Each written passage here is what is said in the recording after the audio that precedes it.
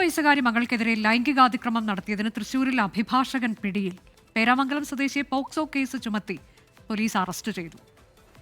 സൂരജ് സജീവ് വിവരങ്ങളുമായി. സൂരജ്, എന്ത് പറയാനാണ്, വിശദാംശങ്ങൾ?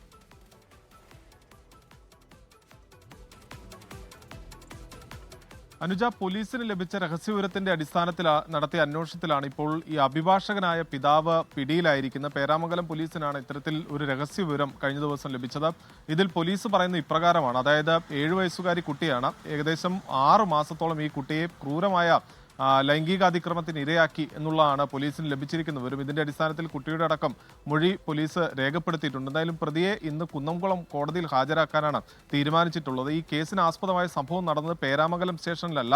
അതുകൊണ്ട് തന്നെ ഇത് മറ്റൊരു സ്റ്റേഷനിലേക്ക്, തൃശ്ശൂരിലെ തന്നെ ഈ സംഭവം നടന്ന പ്രദേശത്തെ സ്റ്റേഷനിലേക്ക് ഈ കേസ് കൈമാറുകയും ചെയ്യും. എന്തായാലും നമുക്ക് പുറത്ത് പറയാൻ പോലും കഴിയാത്ത അത്ര ക്രൂരമായ ലൈംഗിക അതിക്രമത്തിനാണ് ഈ കുട്ടി ഇരയായതെന്നുള്ളതാണ് ഏറ്റവും പ്രധാനപ്പെട്ട കാര്യം. എന്തായാലും ആ കേസിലാണ് അഭിഭാഷകൻ കൂടിയായ പിതാവ് ഇപ്പോൾ പിടിയിലായിരിക്കുന്നത്. അനുജ.